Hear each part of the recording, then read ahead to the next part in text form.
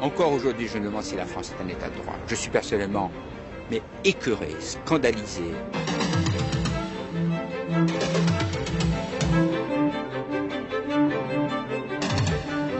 Berlusconi n'est pas venu en France faire de la culture ou faire des programmes dits de qualité. C'est pas son affaire. Il est venu pour faire du commerce.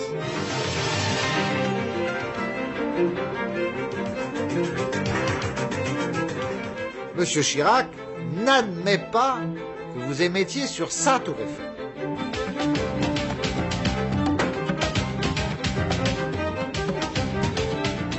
On se fait rouler dans la farine par les ingénieurs d'EDF.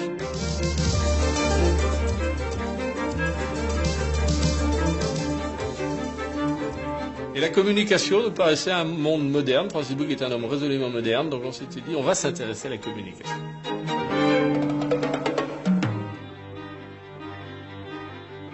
Au commencement était l'ORTF gaulien, un monopole politiquement dépendant, bientôt éclaté en 3 chaînes publiques qui deviennent autonomes et concurrentes par un pouvoir giscardien hostile à la télévision privée.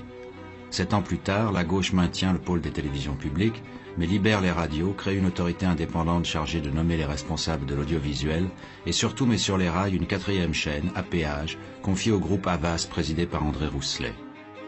Fin 1984, avec 3 chaînes publiques et Canal+, l'audiovisuel français paraît équilibré. Pourtant, c'est le moment que va choisir François Mitterrand pour envisager secrètement la création de chaînes nouvelles, privées et gratuites. Il s'agit aussi, à 1 an d'élections législatives, de couper l'herbe sous les pieds de l'opposition RPR-UDF qui a promis de privatiser la télévision. Début janvier 1985, François Mitterrand officialise l'ouverture au privé. Un choix qui va bouleverser l'ensemble du système audiovisuel.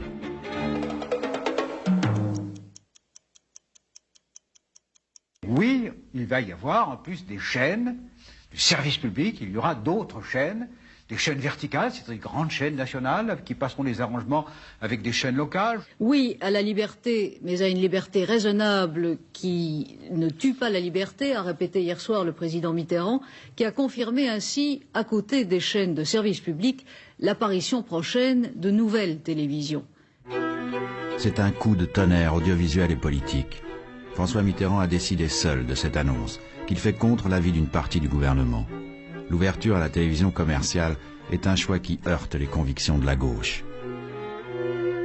Et voilà, il décide en effet d'en faire l'annonce, comme il lui arrive assez souvent de le faire, en disant comme ça, comme je l'aurais dit, il faudra bien que ça se fasse, quelles que soient les difficultés ou les réticences des uns et des autres. J'étais très méfiant, très réservé. Alors je ne peux pas vous dire, il faudrait que je regarde dans mes archives personnelles. J'ai sans doute dû adresser, comme souvent, au président de la République, François Mitterrand, 1 ou 2 notes pour lui dire attention, attention. Déjà, on n'avait pas fait la chaîne éducative et culturelle qu'on aurait dû faire. Alors, aller créer des chaînes nouvelles pour les mettre entre les mains de marchands de soupe, je trouvais ça absolument choquant. La télévision privée occupe les esprits depuis plusieurs mois. À l'instar des radios FM de 81, quelques projets de télépirates frappent à la porte du monopole. Mais ce sont bien sûr les groupes de communication qui sont les plus concernés par cette annonce. Premier sur la ligne de départ, ce début janvier 1985, Robert Hersan. Le propriétaire du Figaro a fait connaître son intention de se lancer dans la télévision. Pour cela, il vient de recruter un des fondateurs de Canal+, Philippe Ramond, et quelques professionnels du petit écran. Même position dans les starting blocks pour le groupe Hachette, mais son président Jean-Luc Lagardère mise davantage sur la privatisation future des chaînes publiques promises par la droite. Publicis, le groupe publicitaire fondé par Marcel Buchten-Blanchet, est également sur les rangs. Seul grand groupe déjà présent dans la télévision, la CLT qui contrôle RTL postule également. Son administrateur délégué, Jacques Rigaud, ne doute pas que la CLT jouera un rôle dans la télévision commerciale française. D'ici 3 mois, les critères de sélection de ces différents groupes seront fixés, mais les fréquences disponibles sont rares. Les places seront chères, et cette nouvelle télévision pouvant être opérationnelle d'ici les élections de 86, les choix seront délicats. Alors lorsque l'idée de télévision privée, là aussi, a surgi de façon non officielle, Ça circulait ici ou là, à l'Élysée, au gouvernement. Je me suis dit, plutôt que de laisser faire les choses et d'être pris à la gorge, mieux vaut se préparer. Et j'ai suggéré à ce moment-là à Laurent Fabius, qui était Premier ministre, de confier une mission d'étude à Jean-Denis Bredin. L'avocat Jean-Denis Bredin a 3 mois pour établir un rapport sur la faisabilité des futures chaînes privées. En attendant ses conclusions, Hachette, la CLT et le groupe Hersant occupent le devant de la scène. Mais discrètement et à l'initiative de François Mitterrand, ce sont d'autres protagonistes qui vont bientôt intervenir.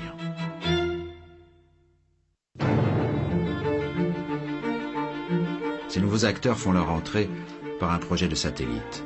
En janvier 1985, le gouvernement Fabius vient de confier au président de l'INA, Jacques Paumonty, une mission particulière, trouver des partenaires financiers pour lancer le satellite TDF-1. Avec à ses côtés le journaliste Patrick Clément, Jacques Paumonty part à la rencontre de 2 poids lourds de la communication européenne. Le premier est un Britannique, il se nomme Robert Maxwell.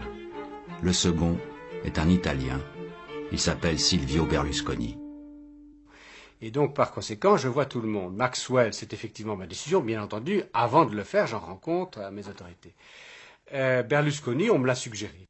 Gare de Lyon, siège de l'INA, dernier étage, bureau de Paumonty, le téléphone sonne, le président de la République. Le président de la République dit à Jacques Paumonty, vous devriez vous intéresser à mon ami Craxi. Il m'a recommandé son ami Berlusconi. Voulez-vous prendre contact avec lui et essayer de nouer des alliances? 10 minutes après, on appelait Berlusconi. C'est là où débute l'histoire de Berlusconi en France.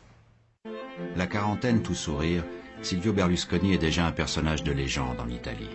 Milanais, ayant débuté dans la construction immobilière, un temps mêlé au scandale de la loge P2, l'homme a bâti sur l'anarchie des ondes italiennes un empire télévisuel qui comprend 3 grandes chaînes commerciales faisant jeu égal avec la RAI. Proche des socialistes italiens, habile homme d'affaires, détenteur de catalogues entiers de séries américaines, Silvio Berlusconi, qui se sent à l'étroit sur le marché italien, mesure très vite l'opportunité que présente la situation française. Il verra dans le satellite européen français la possibilité d'étendre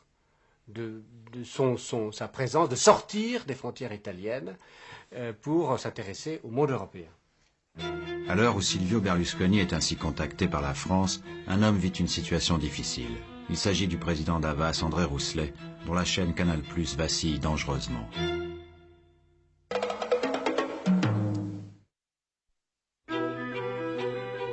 L'ouverture au privé annoncée par François Mitterrand a brutalement fait chuter les abonnements à Canal+. Le public préfère attendre la venue de chaînes commerciales gratuites. Début février 1985, le cours de l'action Havas s'effondre en bourse. Saisissant l'occasion de narguer le pouvoir tout en confirmant ses intentions audiovisuelles, Robert Hersant se propose, à la une du Figaro, de racheter Canal+. L'odeur des cadavres attire les grands animaux de la jungle. Robert Hersant n'échappe pas à la règle et il titre sur 4 colonnes dans le Figaro, M. Rousselet cessez de nous apitoyer avec Canal+, passez la main à des vrais professionnels. Provocatrice, l'offre d'Hersant reste sans lendemain. En revanche, les difficultés de Canal+ vont en s'aggravant. L'inquiétude gagne les actionnaires. André Rousselet doit chercher de l'aide. Il se tourne vers un grand patron, ami de François Mitterrand, Jean Riboud. Président de la très prospère multinationale Schlumberger, qui a fait sa fortune avec la recherche pétrolière, Jean Riboud n'est pas un simple industriel. Passionné par les médias, fasciné par les grandes chaînes américaines, il est l'un de ceux qui ont convaincu François Mitterrand d'ouvrir la télévision française au secteur privé. Jean Riboud, pour moi, c'est celui qui peut venir m'aider alors que je suis en difficulté financière. Il m'a demandé d'abord de mettre à sa disposition un collaborateur susceptible de l'éclairer un peu sur les problèmes, notamment de Canal+. Ce collaborateur, c'est Bernard Millet, l'ancien directeur de cabinet de Georges Filiou. Mais Jean Riboud va s'intéresser de beaucoup plus près à Canal que ne le souhaite André Rousselet.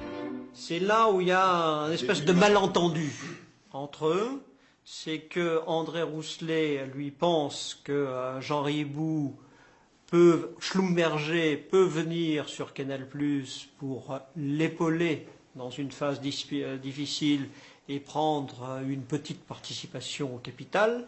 alors que Jean Ribou a déjà en tête de créer la première grande chaîne commerciale française. Au risque de passer pour un imbécile, je m'en suis pas rendu compte immédiatement. Jusqu'au jour d'avril où, nargué une fois de plus à la une du Figaro, André Rousselet comprend que la volonté de Jean Ribou n'est pas de sauver la chaîne à péage, mais de la transformer, en accord avec le pouvoir, en une chaîne commerciale accessible à tous.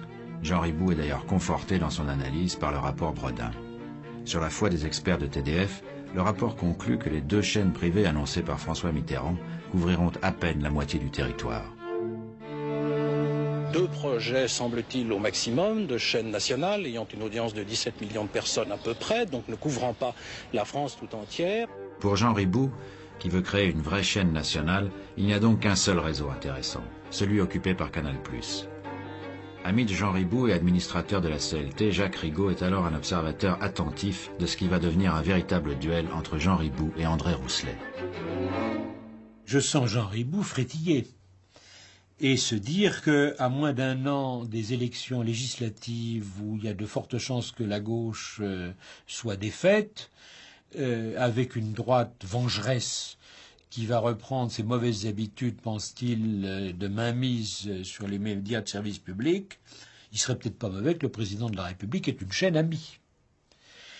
Et l'on sait que le discours qu'il tient à François Mitterrand est « Canal+ est un échec, va bientôt être un scandale, que ne convertissez-vous cette chaîne à péage ratée en cette fameuse chaîne en clair que vous cherchez à faire ». J'ai fini par me rendre compte qu'il y avait quelque part une conjuration, c'est un peu prétentieux pour une petite... Enfin, qu'il y avait une action concertée, menée pour m'écarter. Et François Mitterrand va être pendant 2 mois sous le feu croisé de 2 de ses proches amis, André Rousselet qui se bat comme un lion, et Jean Ribou et quelques autres qui viennent dire mais il y a un moyen très simple de faire tout de suite une chaîne privée, c'est d'arrêter Canal+, etc. Nous sommes en juin 1985. La situation financière de Canal+ se dégrade encore. Ne pouvant plus compter sur Jean Ribou qui convoite son réseau, André Rousselet, encouragé par François Mitterrand, se tourne vers cet Italien que le président de la République a secrètement rencontré au mois d'avril et qu'il trouve sympathique, Silvio Berlusconi. Rendez-vous est pris dans la propriété que celui-ci possède à Arcore, près de Milan. D'un coup, un grand oiseau blanc est arrivé. C'était l'hélicoptère de M. Berlusconi qui s'est posé à 20 mètres de nous. Berlusconi est arrivé en courant avec beaucoup d'élégance. Il m'a salué chaleureusement. Et puis il m'a amené dans la salle à manger. Il s'est arrêté devant un piano. Alors il se met au piano et il me chante je ne sais pas quel air, en français d'ailleurs. Bon, puis on va déjeuner. C'était la chaleur absolue. J'étais bercé par des paroles tout à fait aimables. Et il m'a dit, mais de toute façon, je crois à votre concept, je vais vous aider, etc. André Rousselet rentre à Paris soulagé, convaincu d'avoir trouvé en Berlusconi un allié. Par la suite, je vois François Mitterrand. Et François Mitterrand me dit, alors, vous avez vu Berlusconi ? Je dis oui, j'ai vu Berlusconi, il a été, je dois dire, très sympathique, très plein de conviction sur la capacité de notre projet, etc. Et il me dit, ah oui, vous croyez vraiment Je dis oui, en tous les cas, ce qu'il m'a dit, parce que moi, il m'a envoyé une petite lettre, et il me montre la lettre, ou il me la lit, je ne sais plus. Et j'ai vu Rousselet, c'est abominable son projet. Il faut pas croire qu'il y ait une chance quelconque de réussir, parce que c'est un projet totalement farfelu. Donc, comme j'ai de l'amitié pour vous, ne faites pas trop confiance à André Rousselet. La chaleur de Berlusconi était trompeuse. Au fond, celui-ci ne croit pas au péage. Comme Jean Ribou, qu'il ne connaît pas, Silvio Berlusconi aurait aimé faire de Canal+, une chaîne commerciale en clair. André Rousselet, qui est pourtant au bord du dépôt de bilan, rompt avec Berlusconi, auquel il ne pardonnera jamais. Au même moment, Jean Ribou, soutenu par le Premier ministre, accentue son offensive. Laurent Fabius était convaincu ou s'était laissé convaincre que l'expérience a été ratée. Et donc, je n'ai à ce moment-là plus qu'un recours, c'est François Mitterrand. Et donc je lui demande audience. Et en fait, le propos que je lui tiens, c'est Canal+ a été initié sous son septennat.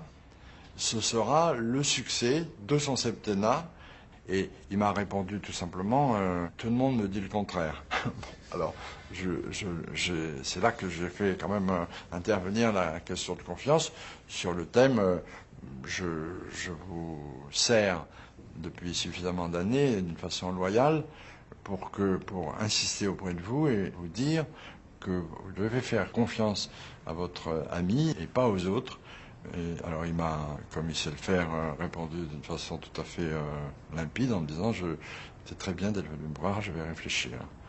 Puis un jour j'étais sur le bord de la piscine, ça devait être vers le 17 juillet, je sais pas, date un peu après, et un coup de téléphone, ici Jean Ribou, André, bravo, je voulais vous féliciter, vous avez gagné, je me réjouis pour vous, au revoir, à bientôt.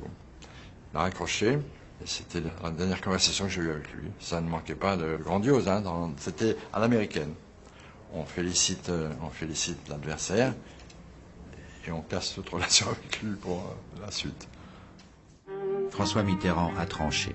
Canal+, chaîne à péage, est sauvé et va décoller vers le succès. Cet arbitrage détermine la politique audiovisuelle du gouvernement Fabius, qui, fin juillet 1985, décide officiellement la création d'une 5e et d'une 6e chaîne.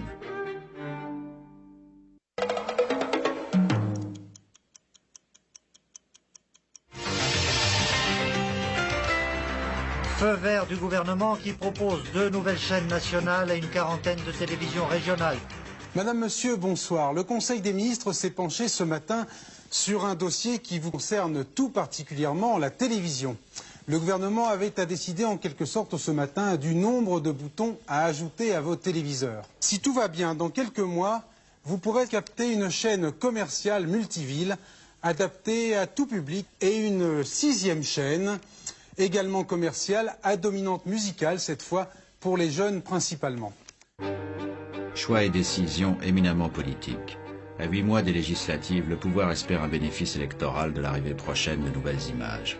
L'opposition, qui cultive ses projets de privatisation, se voit devancer. J'ai un peu le sentiment qu'il s'agit d'une sorte de bricolage préélectoral, que l'on distribue comme cela un certain nombre de fréquences et qu'on s'attribue peut-être en douce 1 ou 2 fréquences, encore une fois, en échappant au jeu normal de la concurrence. Alors Georges Filiou, poudre aux yeux, bricolage, magouille, j'ai l'impression que lorsque l'enfant audiovisuel paraît, le cercle de famille n'applaudit pas à grands cris. Le gouvernement au Conseil des ministres de ce matin n'a absolument pas parlé des éventuels attributaires des fréquences qui vont être dégagées. Si, comme le dit Georges Filiou, le gouvernement ne parle pas encore des futurs opérateurs de ces chaînes, ce n'est pas un oubli, mais une stratégie. En fait, contrairement à ce qui est annoncé, il n'y aura pour la 5e chaîne ni appel à candidature, ni examen de dossier. Ces opérateurs seront directement choisis par François Mitterrand. Ainsi, alors que les rumeurs attribuent déjà la 5e à la CLT, se dessine à l'Élysée un tout autre schéma. Ayant dû arbitrer entre 2 de ses amis, le chef de l'État n'a voulu en léser aucun. Si André Rousselet a obtenu gain de cause, Jean Ribou est du même coup devenu prioritaire pour la 5e chaîne. Au lendemain de cet arbitrage, François Mitterrand l'incite à faire alliance avec Berlusconi. C'est Jacques Paumonti qui organise la rencontre entre les 2 hommes. Berlusconi est sous le charme. Et pendant 2 heures, Jean Ribou se fait d'abord expliquer qui est Berlusconi, et ensuite va dire ce qu'il a envie de faire, expliquer ce qu'il veut faire, comment il veut le faire, et Berlusconi écoutera. Il écoute mais pose aussi des questions. Est-on sûr qu'il n'existe pas de réseau couvrant plus de 60% du territoire? L'opérateur italien doute des affirmations de TDF. Convaincu qu'il faut réexaminer cette question, Jean Ribou demande à Bernard Millet de vérifier les calculs de TDF. Après 3 semaines passées carte d'état-major et calculette en main, Millet appelle Ribou. Je rappelle Jean Ribou qui est en vacances à la Carrel, dans la maison qu'il possède dans le Beaujolais où je le rejoins à 15 août, pour lui dire, Jean, voilà, j'ai acquis personnellement l'intime conviction que les ingénieurs nous ont trompés que finalement il existe un réseau susceptible de couvrir 80% de la population, 90% de la population. Si on a cette capacité de toucher 90% de la population, le pari est économiquement jouable, on peut y aller. On peut y aller, mais soigné pour un cancer depuis plusieurs mois, Jean Ribou sait qu'il ne verra peut-être pas la création de cette 5e chaîne. Il veut aller vite. Une volonté partagée par François Mitterrand, qui le fait comprendre à Georges Filiou. Le président de la République, François Mitterrand, ne donne jamais de feu vert et ne dit jamais voilà ce qu'il faut faire. Il a, comme toujours, une conversation au cours de laquelle il écoute ce qu'on a à lui dire pour savoir si on est plutôt pour, plutôt contre ou qu'on hésite. Mais on ne sort jamais de son cabinet avec une certitude absolue. Il parle et il espère, et il réussit en général, que celui à qui il s'adresse a compris le message. Donc moi, le message que j'ai compris à l'époque, c'était en effet qu'il souhaitait qu'il y ait Berlusconi, qu'il souhaitait qu'il y ait Jean Ribou, qu'il disait mais on ne peut pas confier la fonction d'opérateur à un opérateur italien, compte tenu justement de l'image qu'il véhicule autour de ses cheveux gominés, et que donc il faut que vous arrangiez pour traiter avec ces deux personnages, et si possible un troisième qui a été Seydoux. À la recherche d'un partenaire français s'héberge Jérôme Seydoux, l'un des héritiers de la famille Schlumberger et président du groupe Chargeur, que se tourne en effet Jean Ribou. Homme discret, Jérôme Seydoux est à la tête d'une entreprise florissante, aux multiples activités, croisières maritimes, transports aériens et industrie textile. C'est avec lui déjà, peu de gens le savent, que Jean Ribou avait envisagé de reprendre Canal+. Jean Ribou va essayer de monter la 5 un peu comme une compensation d'avoir échoué, disons, sur Canal+. Et il va retomber malade à ce moment-là. Et en fait, je le verrai très très peu. Et je reprendrai un dossier qu'il a lui-même quasiment pas étudié. Donc, qui sera le dossier de la première 5. Donc, c'est une opportunité. Personne ne l'a jamais fait. Alors, pourquoi pas nous? Et c'est début, je crois, fin août, en tout cas, ou début septembre, que, effectivement, la balle est passée à Seydoux, d'après ce que j'ai compris, puisqu'un jour, il m'est demandé de mettre en rapport Berlusconi et Seydoux. Je me souviens très bien de cette soirée. Alors, ce qui est assez amusant, c'est que Berlusconi, il arrive chez moi, puisque le dîner ce soir-là est chez moi, dîner, paraît-il, très secret. Il a été recommandé à François Mitterrand par Craxi et à Jean Ribou par François Mitterrand. Et donc, moi, il m'arrive recommandé par Jean Ribou. Donc, c'est un homme qui est très recommandé. Bon, alors, le dîner se passe bien. Ça se passe pas très bien. Je vous le dis tel que je l'ai vécu. Les rapports sont pas très bons. Le courant ne passe pas entre les deux hommes. C'est du moins ce que je ressens, mais c'est très subjectif ce que je dis.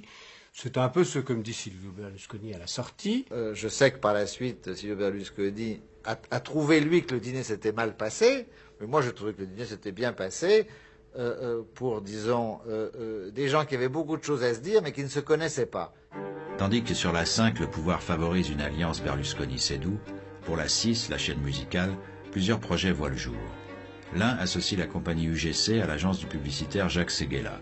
Un autre, semble-t-il mieux placé, est piloté par le groupe de Marcel Bleustein-Blanchet, Publicis, et dirigé par Maurice Lévy. Au mois d'août, le 13 août je crois, je rencontre Georges Filiou qui m'explique l'intention du gouvernement. Et je comprends à ce moment-là qu'en ce qui concerne le grand réseau, il est déjà quasiment attribué. En tous les cas, c'est pas la peine d'en parler. Et je comprends qu'il n'y aura pas de compétition. Ce qui me fait un peu hésiter sur le reste et qui me fait me poser la question de savoir si Publicis a vraiment intérêt à y aller, si jamais les dés étaient pipés par avance. Malgré ses réserves, Publicis, bientôt rejoint par Gaumont Énergie, maintient sa candidature pour la chaîne musicale.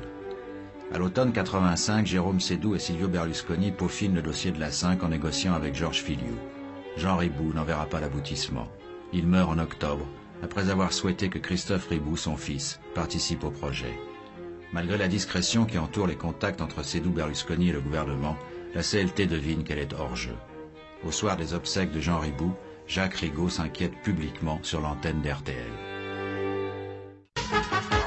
À l'heure où il n'est question que de nouvelles télévisions, RTL attend. Jacques Rigaud, président de la RTL et administrateur délégué de la CLT, reconnaît qu'il ne comprend pas. Monsieur Jacques Rigaud. Il se passe actuellement des choses graves que je ne peux plus taire à notre public. Je me refuse à croire que l'on veuille éliminer RTL de l'avenir audiovisuel en France. Et là, je dois dire que j'ai pris un gros risque. La question était de savoir si nous présentions officiellement un dossier avec le risque de donner au gouvernement de l'époque l'argument pour dire « mais nous avons ouvert une compétition, il y a eu plusieurs candidats, un projet solide, professionnel de M. Seydoux, Berlusconi, Ribou, puis un projet sans doute sympathique, mais qui ne tient pas la route de la CLT, nous avons choisi le meilleur. » J'ai eu à l'époque des conversations directes ou par téléphone et des échanges de correspondance avec Jacques Rigaud. Et j'ai adressé à plusieurs reprises des lettres, notamment à M. Fillot, au Premier ministre, en disant « il est question d'attribuer des chaînes privées, la CLT qui a une forte présence en France, qui a un actionnariat français, qui avait des projets satellitaires, est bien entendu prête à présenter un dossier dès lors qu'il y a une compétition, etc. » Je n'ai pas souvenir qu'il ait jamais déposé sur mon bureau une demande en bonne et due forme assortie d'un projet. Bien entendu, ce sont des lettres qui n'ont eu aucune réponse. Et pour cause. Comme on l'a vu, la 5e chaîne est déjà prioritairement et en secret réservée pour Berlusconi Seydoux. Berlusconi s'apprête à faire son entrée sur la scène française. Il vient fréquemment à Paris assisté de 2 collaborateurs, Angelo Codignoni et Carlo Freccero. Mais sa réputation le dessert et il connaît mal le contexte national. C'est le journaliste Patrick Clément qui se charge de préparer son entrée. On crée les conditions objectives pour que Berlusconi, dès cet instant, dès ce moment-là, pour que Berlusconi puisse être un candidat présentable et qu'il puisse obtenir une chaîne de télévision en France. C'est clair. Et Patrick Clément était un peu vraiment comment on peut dire, vraiment les Richelieu, c'est-à-dire vraiment que c'était l'ambassadeur, c'était l'homme vraiment qui cherchait vraiment de guider Berlusconi dans le labyrinthe de la politique. Ce labyrinthe passe notamment par le ministère de la Culture.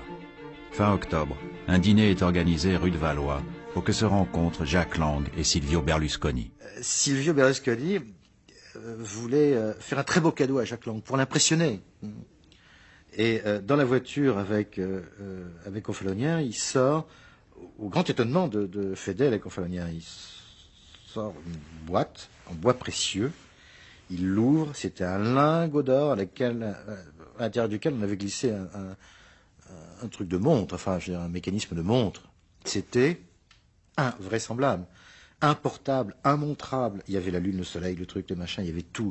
Ça allait en avant, en arrière. Enfin, c'était un mécanisme incroyable. Et Berlusconi, très fier, dit, tu vois, je vais offrir ça à Jacques Lang. Confalonieri et moi, on lui dit non. Parce que déjà, Jacques Lang, il t'attend. Pas tout à fait bien disposé. Si en plus, tu lui offres un paquet d'or comme ça, il va trouver que le comble de la vulgarité est là devant lui. Berlusconi renonce à offrir cette montre. Le dîner qui suit confirme les divergences de vues entre Jack Lang et le mania de la télévision italienne. Oui, ce dîner est un dîner vif, chaleureux. L'homme est intelligent, plein de charme. Et l'écoutant parler, je comprenais que certains aient pu être séduits par le personnage, qui promettait la lune. Il y a un débat très compliqué qui s'instaure parce que Jacques Lang avait quand même invité Filiou, et Filiou et Jacques Lang se parlaient très peu à l'époque. Alors déjà, c'était un miracle. C'était simple, la vie. Et il y a un débat sur les faisceaux hertziens. Et Berlusconi finit par dire, mais les faisceaux hertziens appartiennent à tout le monde. Et le cœur des vierges répond, mais vous n'allez pas voler le ciel français quand même. Horrifiés étaient-ils tous, évidemment. Et ils disaient, en plus, je voyais dans leurs yeux, on va donner le ciel français à ce type, et c'est François Mitterrand qui lui donne. Je crois qu'à cette époque-là, déjà à mes yeux, il représentait un peu le personnage qui avait contribué au déclin du cinéma italien par la concurrence effrénée que les chaînes commerciales italiennes de Berlusconi avaient apportée au cinéma sans aucune garantie, sans aucun garde-fou. C'était deux galaxies qui évoluaient dans deux mondes différents. Enfin, rien ne pouvait rapprocher ces gens-là. Rien. Les semaines passent, François Mitterrand s'impatiente. La 5 doit impérativement émettre avant les législatives de mars 86. Mi-novembre, le président donne l'ordre à Georges Filiou de conclure la négociation. L'ordre donné, c'est peut-être exagéré, mais enfin, une recommandation forte va dans ce sens.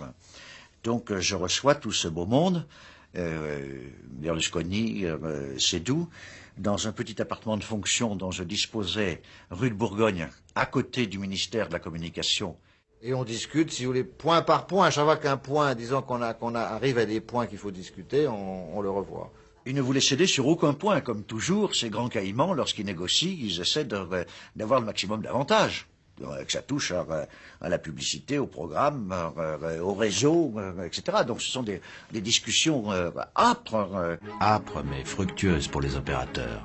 En un week-end de tractations intenses, Seydoux et Berlusconi obtiennent pour la 5 une concession de 18 ans, des protections contre la concurrence, des interruptions publicitaires à volonté et d'autres avantages. Alors ils mènent à ce moment-là la bataille pour avoir le droit des alcools à moins de 7 degrés. C'est-à-dire que ça exclut naturellement les apéritifs, les digestifs, mais ça exclut également le vin. Par contre, il reste la bière, qui est naturellement un très gros annonceur. Donc voilà, à un moment, on bloque là-dessus. Donc moi, le lendemain matin, à une heure raisonnable, je rends compte, et je dis, ben voilà, si on ne cède pas sur la bière, on ne conclut pas. Et donc le lendemain, j'ai cédé sur les instructions qui m'avaient été données, parce qu'on préférait lâcher la bière, mais conclure. Alors, avions-nous des avantages exorbitants, disant que cette concession qui a été négociée, durement, était, du point de vue de l'opérateur, une meilleure concession que les concessions futures. Ça, c'est sûr. Ou les autorisations d'exploitation futures. C'était une bonne concession. Moi, je dis, on avait bien négocié. Bonjour, ça y est, c'est fait, la France va avoir très vite une 5e chaîne de télévision, très vite, c'est-à-dire avant février prochain. Elle sera gratuite, visible dans une grande partie de la France dès le début, mais il y aura beaucoup de publicité, la pub coupera les films. Sitôt connu, le mariage Seydoux-Berlusconi et les avantages consentis à la 5 déclenchent un tollé. Il n'est pas normal que le gouvernement ait instruit ce dossier dans la plus grande clandestinité et sans qu'aucun contrôle n'ait pu être exercé par qui que ce soit. C'est le fait du prince. Ce pouvoir devient de plus en plus autoritaire. Partout, c'est le désarroi. La presse, les industries cinématographiques, les réalisateurs, les artistes vous crient au secours. Ils craignent même le massacre de leurs œuvres passées à la tronçonneuse des spots publicitaires. La première victime de cette tronçonneuse sera à cette époque le président de la République lui-même, invité d'Yves Mourouzi qui anticipe avec malice et joue les provocateurs. Les télévisions, c'est la même décision. Excusez-moi, Monsieur le Président, je vous interromps. Il est 54 minutes après le début de l'émission. Je vous propose une page de publicité tout de suite.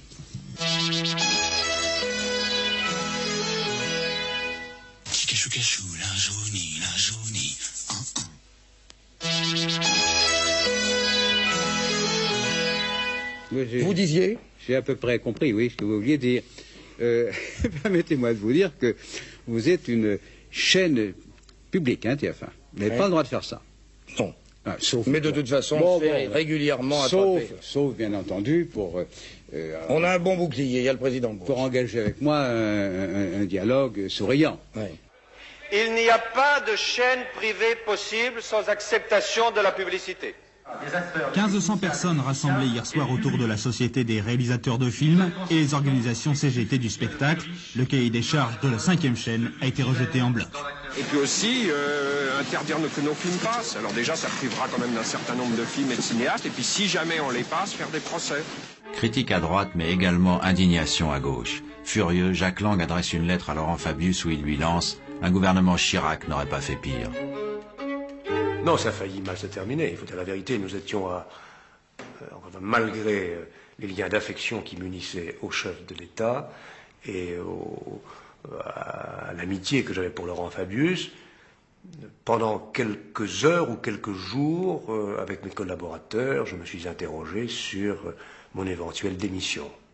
Là, il y avait un mouvement d'opinion assez fort, d'ailleurs plutôt du côté de mon propre bord politique, mais ça à cause de la présence de Berlusconi et de sa réputation.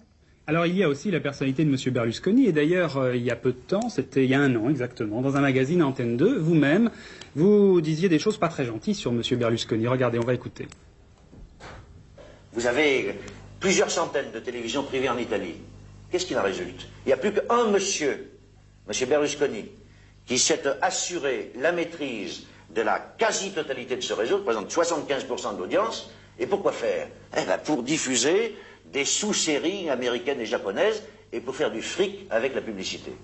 Alors ça, Monsieur Filiou, c'était en décembre 84, il y a 1 an juste. Alors simplement, qu'est-ce qui vous a fait changer d'avis sur M. Berlusconi? Je n'ai rien à retirer de ce que j'ai dit. Georges Filiou s'est dévoué corps et âme comme ministre de la Communication. Au fond, je ne l'enviais pas d'être à la tête d'un ministère aussi difficile dans cette période de transition. Il en a pris plein les gencives. Il a été attaqué de part et d'autre, à gauche, au centre, à droite. Il devait concilier parfois l'inconciliable. Pourquoi ces états d'âme? Tout simplement parce que les uns et les autres assument difficilement leurs propres contradictions. Si l'opposition gagne en 1986, elle privatisera au moins 2 chaînes de télévision. Or, François Mitterrand, qui a l'intention de rester à l'Élysée jusqu'en 88, redoute les conséquences d'une telle mesure. C'est la raison pour laquelle il a tenu à confier à un proche cette 5e chaîne. Pas d'illusion, la télévision, qu'elle soit privée ou publique, reste et restera un enjeu politique. Fait du prince et principe du fait accompli, au lendemain de cette annonce, François Mitterrand confirme et balaie les objections. Une autre majorité peut en effet s'offrir d'autres luxes, pas tous les luxes, mais d'autres luxes. Par exemple, comme cela est annoncé dans le programme d'un grand parti, la privatisation d'Antenne 2 à je ne sais qui, hein. Sans doute un maître de la culture, un scrupuleux de l'information. Mais vous avez posé des questions, à peu près vous tous, ou du moins c'était contenu, sur le groupe qui a été, disons, le gagnant de ce qui n'était pas une compétition, puisque finalement il était le seul. Le groupe s'appellerait Sedou Berlusconi, pour bien me faire comprendre. Ouais, on a compris. Mais le président de la République, au cours de sa récente conférence de presse, a déclaré qu'il n'avait qu'un seul projet. Alors, est-ce que vous considérez qu'il a menti?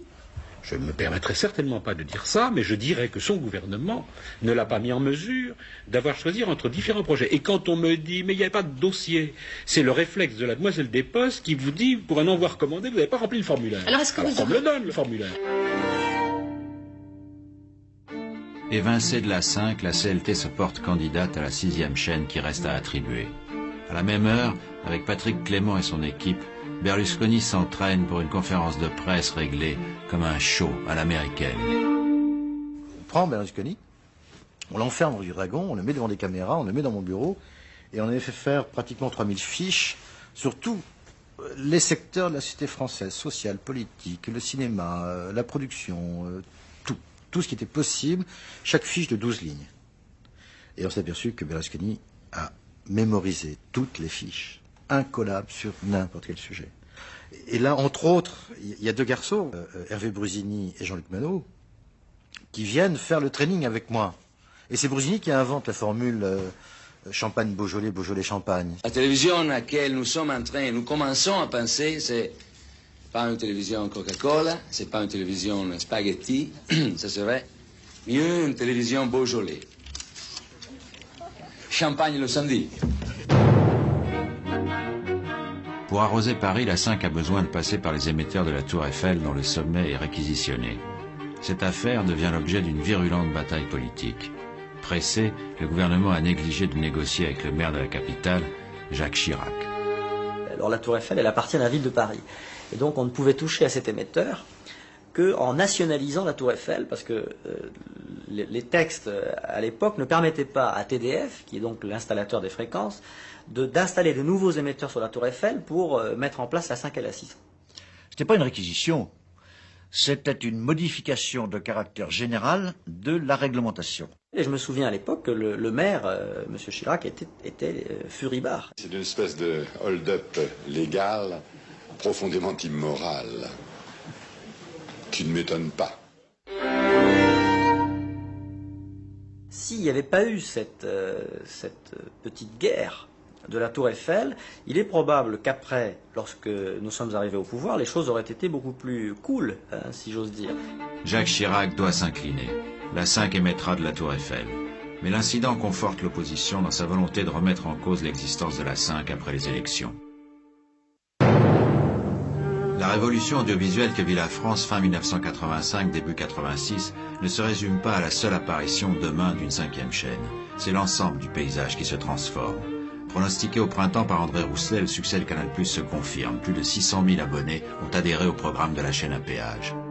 C'est vrai que ça a été un travail titanesque pour aboutir à ces 630 000 abonnés en fin de première année.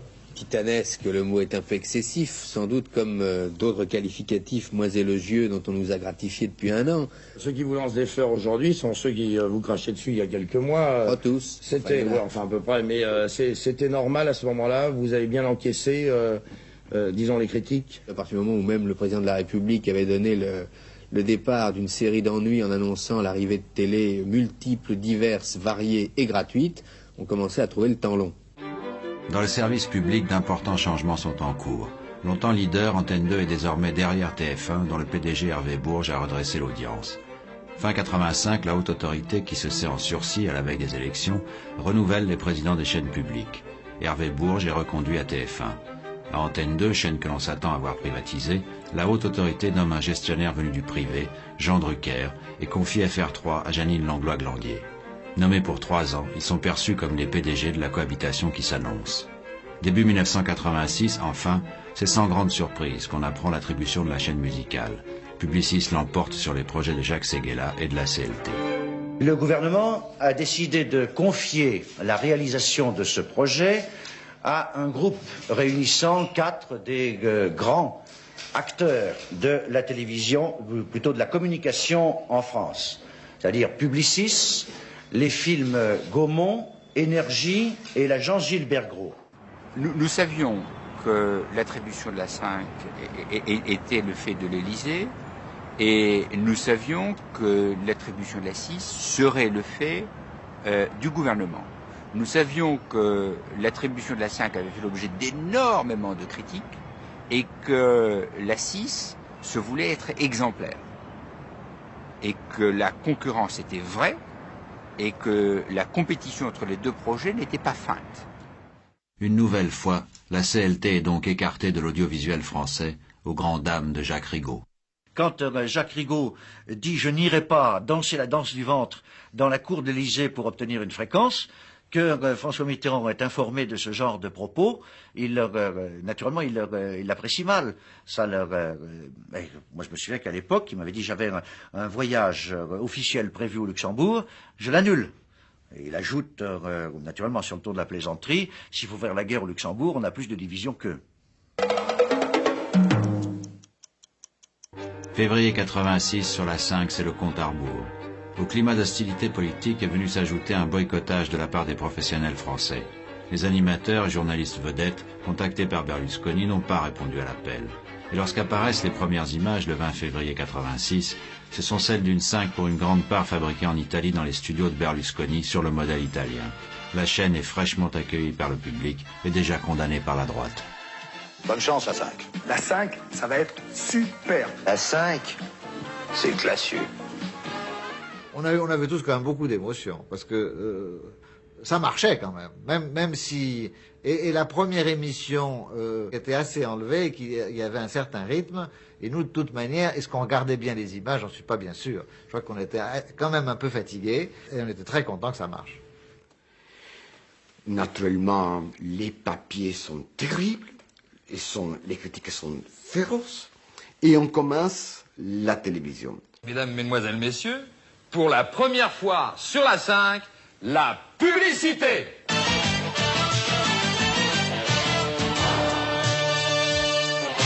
Berlusconi n'est pas venu en France faire de la culture ou faire des programmes dits de qualité. C'est pas son affaire. Il est venu pour faire du commerce. La télévision est la possibilité de diffuser de la pub et donc de faire de l'argent. Il n'attribue pas de mission à ces programmes. Il attribue une seule valeur, celle d'être vendu. Une semaine plus tard, c'est au tour de la 6e chaîne musicale baptisée TV6 d'ouvrir son antenne avec des vidéoclips. Un an après l'annonce de François Mitterrand, le pari a donc été tenu. Avec la 5 et la 6, la France entre de plein pied dans l'ère de la télévision commerciale. Pub. Dans 3 semaines, l'opposition compte bien remettre tout l'édifice en question.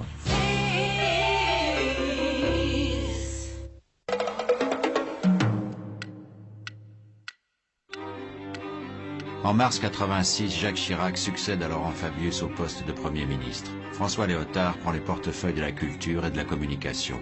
La cohabitation commence.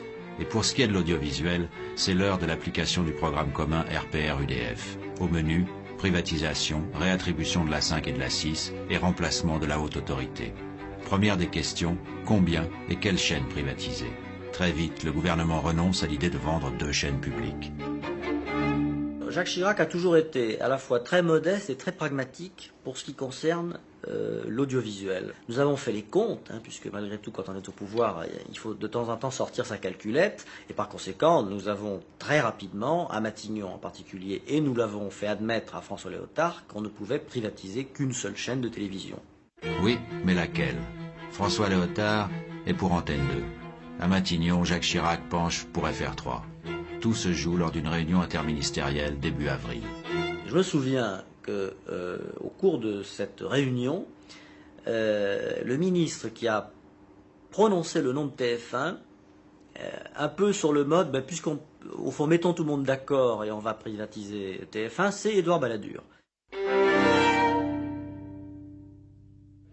TF1 sera privatisé, l'importance de son audience lui permettra de faire face à la concurrence, tout en supportant un niveau d'obligation de contribution à la création au moins égal au niveau actuel. Le choix de TF1 se fait sans étude économique préalable. TF1 est un symbole pour la politique de privatisation. On avance l'argument que c'est une chaîne dont les programmes à succès relèvent déjà d'une logique commerciale. Et le gouvernement, sans l'avouer, y voit un moyen de se séparer de son PDG classé trop à gauche, Hervé Bourges. Séparer, vous êtes gentil, se débarrasser purement et simplement, je crois qu'on fait une bonne opération. On vend une chaîne qui vaut cher et qui va rapporter un petit peu d'argent à l'État, et c'est très bien. Et je dois dire que j'ai fait monter le plus possible des enchères, parce que je ne tenais pas à ce qu'on brade la chaîne dont j'étais le patron. Et à côté de ça, on se débarrassait de son président. Dès le printemps 86, François Léotard met en chantier une nouvelle loi sur la communication et promet que les changements se feront à l'aune d'un nouveau concept fourre-tout, le mieux-disant culturel. Critiquée de toutes parts, cette loi est l'objet au long de l'été 1986 d'interminables débats au Sénat, puis à l'Assemblée. Début août, le gouvernement publie 2 décrets au journal officiel. Les concessions de la 5 et de TV6 sont brutalement annulées. Je me souviens très bien parce que j'étais en train de jouer au golf à Deauville et on vient me chercher avec une petite voiture sur le golf en me disant il y a un coup de téléphone urgent, etc. Donc je vais prendre le coup de téléphone, c'était le directeur de cabinet de Léotard qui m'annonçait que le décret avait été signé et que donc nous étions condamnés. Oui, mais compte tenu du fait qu'elles avaient été attribuées de manière unilatérale et pas transparente, il y avait d'autres groupes qui souhaitaient être candidats à ces chaînes. Il fallait à ce moment-là remettre les choses à plat. Et la seule façon de les remettre à plat lorsqu'il y a une concession de service public, c'est de casser cette concession. Une concession dans un état de droit comme l'est la France, ça ne se casse pas sans risque. Pardon, vous avez dit un état de droit?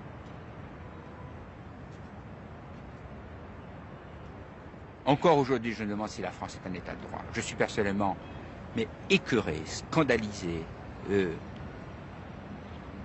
profondément choqué de la manière dont le gouvernement de l'époque s'était conduit et la rudesse avec laquelle nous avons été traités. L'indifférence au travail qui a été fourni, l'indifférence à l'émotion que ceci suscitait, l'indifférence à la signature de l'État. Personne ne comprenait. Le Wall Street Journal, le Financial Times ne comprenait pas comment une concession pouvait être cassée. Par crainte de l'écran noir, le gouvernement invite la 5 et la 6 à poursuivre leurs émissions jusqu'à la désignation de nouveaux opérateurs. De la même manière, la haute autorité est maintenue jusqu'à l'installation prochaine d'une CNCL, Commission nationale de la communication et des libertés. Fin septembre 86, la loi Léotard est adoptée. Quelques semaines plus tard, c'en est fini de la haute autorité que préside Michel Cotta. La haute autorité qui apparaissait, qui avait été jugée pour son action pendant les 5 ans, avait été jugée très indépendante. Je crois que personne ne pouvait se faire d'illusions là-dessus et tout le monde nous le reconnaissait. Au fond, on a trouvé, les gens qui arrivaient au pouvoir en 86 n'avaient pas tellement envie de la garder parce que c'était le symbole, au fond, du mitterrandisme de 82. Et j'ai vu Chirac en janvier 86, Chirac m'avait dit « Ne t'inquiète pas, on n'enlèvera pas la haute autorité ». Mais j'ai jamais cru une seconde. D'abord, c'était pas une promesse. C'est pas une promesse, c'est une intention. Condamner la haute autorité l'est aussi depuis le printemps 86, lorsque le nouveau Premier ministre Jacques Chirac, mécontent des journaux télévisés, irrité par les commentaires sur son action à la tête du gouvernement, a retrouvé au cours d'un meeting les accents menaçants d'un Pompidou fustigeant les journalistes de l'ORTF. Je souhaite que chacun se reprenne. Tout le monde y a intérêt. Alors je fais appel au sens des responsabilités de chacun pour que raison soit gardée et que l'information en France conserve ou affiche la dignité qui doit être celle d'une démocratie. Vite fait, bien fait pour la CNCL, la Commission nationale de la communication et des libertés qui s'installait aujourd'hui dans ces meubles. L'aventure de la CNCL, nouvelle instance chargée de veiller sur l'audiovisuel, ne démarre pas sous les meilleurs auspices. Pléthorique, nettement marquée à droite, elle commet un premier impair le jour de son installation en omettant tout simplement d'inviter le président de la République, qui ne l'oubliera pas. Gabriel de Broglie, élu président de la Commission nationale de la communication et des libertés. Gabriel de Broglie connaît bien la radio et la télévision puisqu'il a été directeur général de Radio France et président de l'INA. La première tâche de cette CNCL, qui est maintenant prête à fonctionner, va consister à désigner ou à confirmer les PDG des chaînes publiques. Quelques jours plus tard, l'audiovisuel renoue avec ses vieux démons. La CNCL donne satisfaction au pouvoir et affiche son peu d'indépendance en renvoyant les PDG de chaînes nommés par la haute autorité, qu'elle remplace par des PDG considérés comme sympathisants de la nouvelle majorité. En attendant la privatisation, Hervé Bourges conserve TF1, mais Claude Contamine remplace Jean Drucker à Antenne 2 et Renéan prend à FR3 le fauteuil de Jeanine Langlois-Glandier.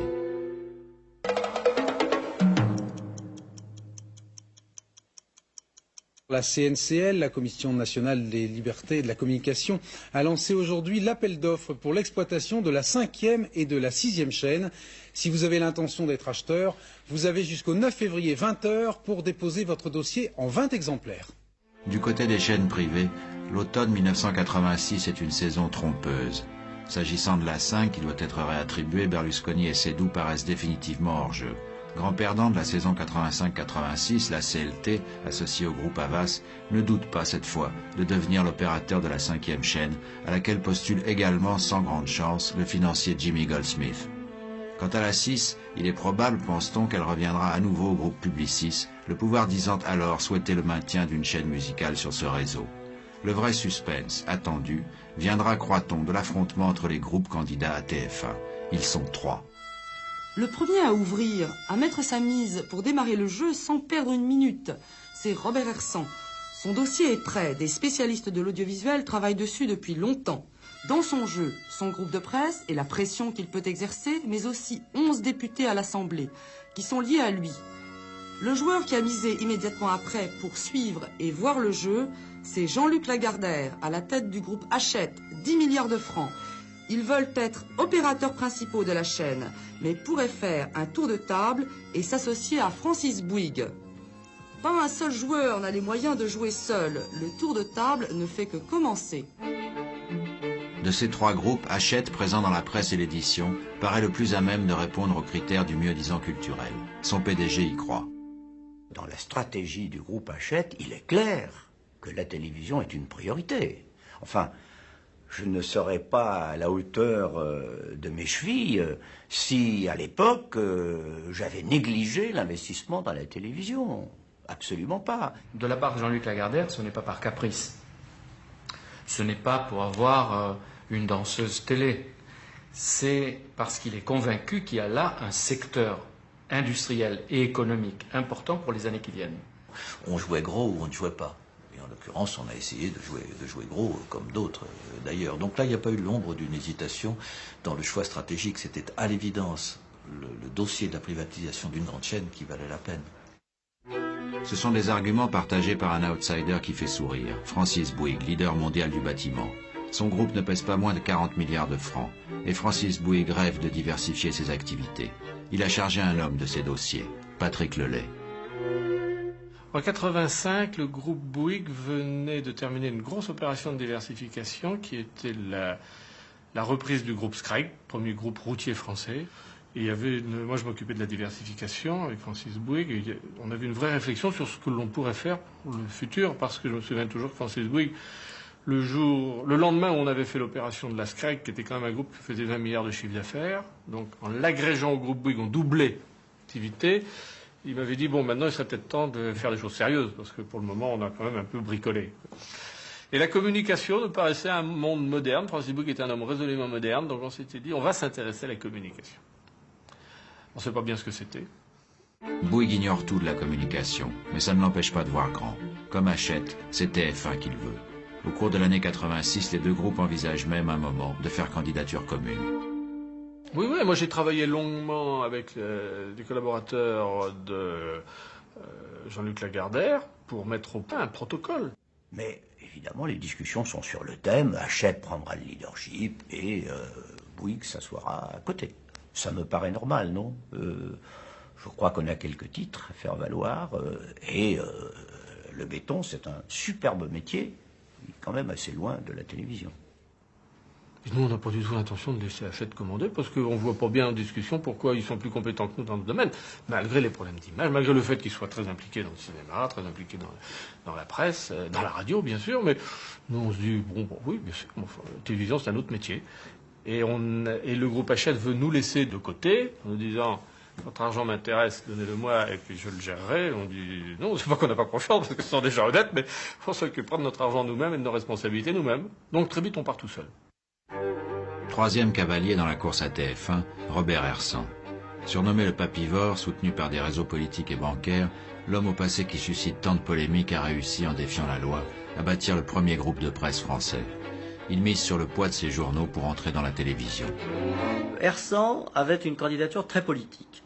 Hersan nous disait, moi j'ai été pendant 5 ans le porte-parole de l'opposition, avec mon empire de presse, donc il faut absolument que j'ai une télévision, parce que si je n'ai pas de télévision, j'ai un groupe bancal, donc on me doit ça sur le plan politique, il me faut ma télévision. Et Hersan était même venu demander à Jacques Chirac, en fait, de lui octroyer l'acquisition d'une part du capital de Canal+. Et ça a été d'ailleurs, poliment refusé à Hersan, parce que ça aurait complètement déstabilisé cette chaîne, qui en plus était une chaîne qui marchait bien.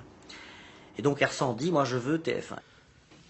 Robert Hersan n'a jamais pensé être le propriétaire absolu de l'ensemble de TF1, mais il voulait en être l'opérateur, c'est-à-dire détenir au moins 25% de TF1. Et à ce moment-là, nous disons à Hersan, écoutez, c'est gros, ça va coûter très cher, vous êtes quand même déjà relativement endetté, en plus en termes d'affichage politique, vous concédez la première chaîne de télévision, alors que vous avez quand même une image très forte, très connotée, c'est pas très facile.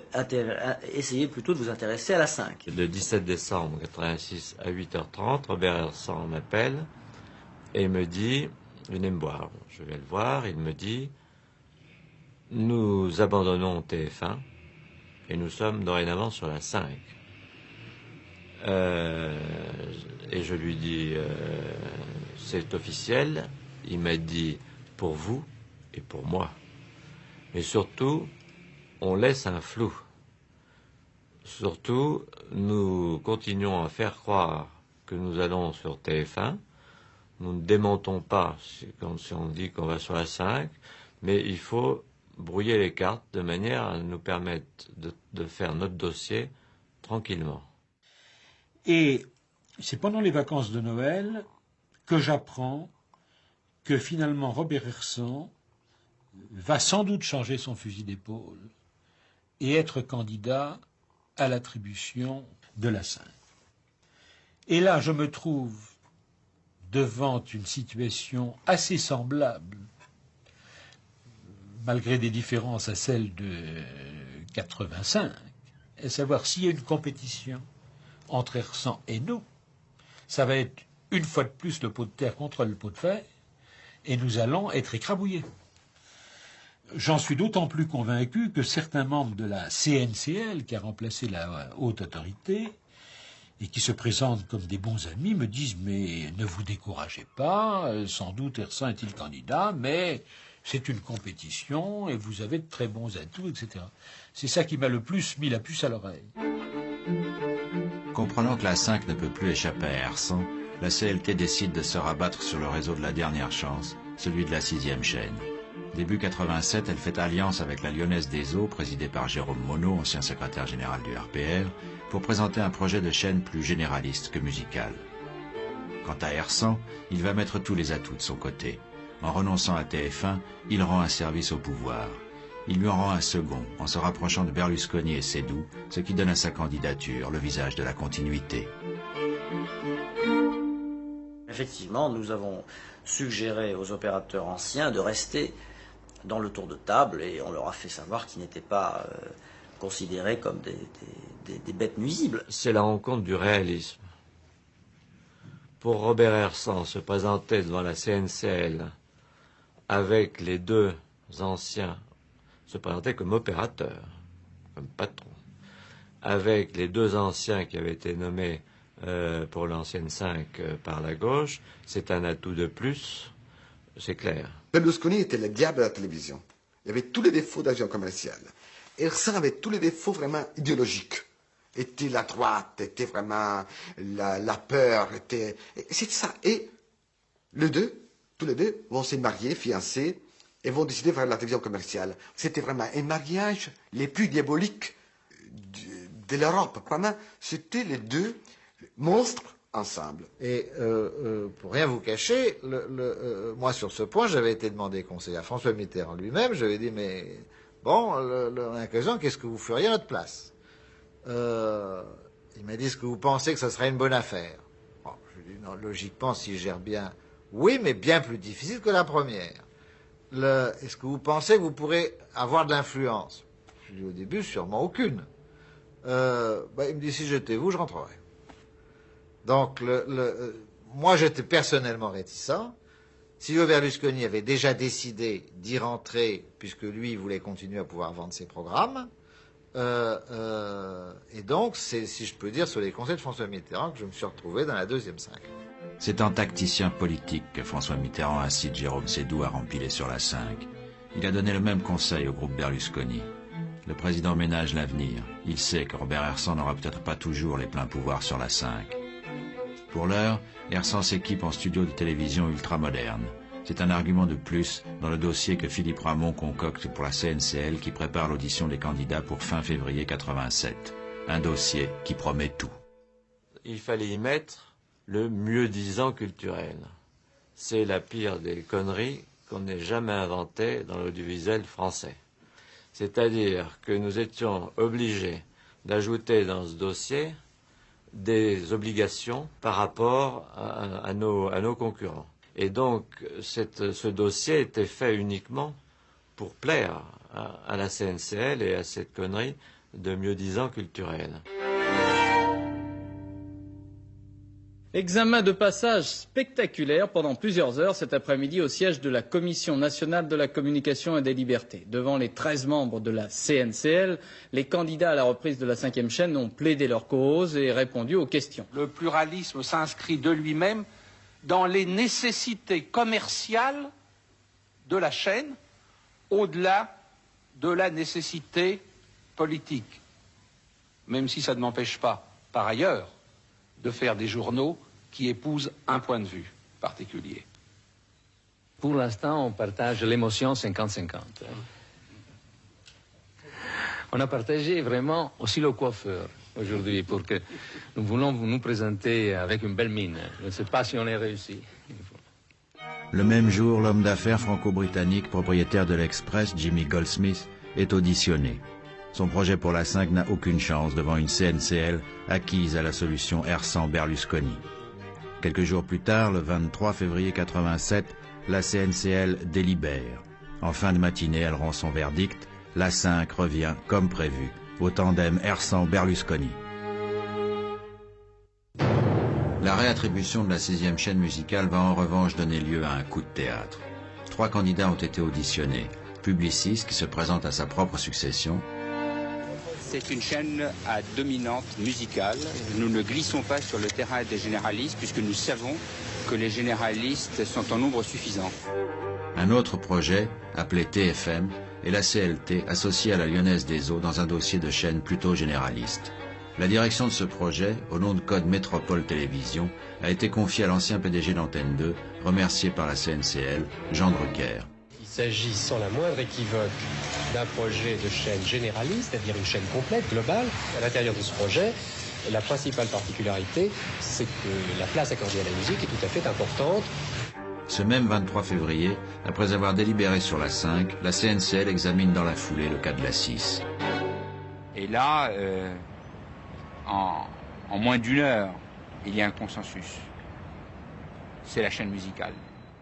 Et là, contre toute prévision de calendrier, la séance est arrêtée avant le déjeuner, sans vote, sans décision.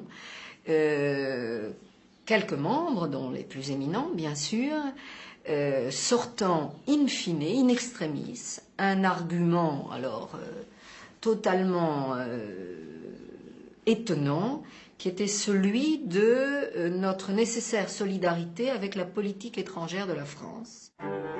En d'autres termes, la victoire de Publicis, qui paraissait acquise, gêne aux entournures une partie de la CNCL et le gouvernement Chirac qui ne se résigne pas à voir la CLT et la Lyonnaise des Eaux écartées. On craint un clash diplomatique avec le Luxembourg. Quelques coups de téléphone auprès de membres de la CNCL vont permettre au pouvoir de renverser la tendance. Et puis, visiblement, l'heure du déjeuner est propice à ce qu'un certain nombre de coups de téléphone soient passés, à ce qu'un certain nombre de contacts soient organisés. Et pendant le déjeuner, j'ai été appelé au téléphone par Gabriel de Broglie, président de la CNC, que j'ai trouvé très tendu et très solennel, et qui m'a dit « Nous sommes en délibération, j'ai une question à vous poser. Si la 6 n'est pas attribuée au consortium où vous êtes présent, la CLT a-t-elle d'autres possibilités de développement en France ?» Et je lui ai répondu « Je n'en vois pas ». Ça a été un appel très solennel à la réflexion, à la raison et à la soumission aux impératifs de politique étrangère. Et puis on est passé au vote, et puis est sorti ce qui est sorti. Un peu plus tard dans la journée, la CNCL attribuait une concession de 10 ans à Métropole TV pour la 6e chaîne. Métropole TV, c'est le projet constitué par la compagnie luxembourgeoise de télévision et la Lyonnaise des Eaux principalement. La 5 et la 6 cassées puis réattribuées, il reste pour la droite libérale à parachever sa reconstruction du paysage audiovisuel en opérant son grand œuvre annoncé, la privatisation de la première chaîne publique française. Au soir de ce 23 février, s'engage entre les groupes Hachette et Bouygues un duel où bien des coups seront permis. Avant minuit, Bouygues et Lagardère devront avoir remis leur dossier de candidature à la CNCL. À 20h, Bouygues s'exécute. À minuit moins le quart, Hachette n'a toujours pas déposé de dossier. Au même moment, avec méthode et cynisme, Hersant et Berlusconi sont déjà en train de vider TF1 de sa substance en achetant à prix d'or ses vedettes. C'est une lutte à mort qui commence entre les chaînes.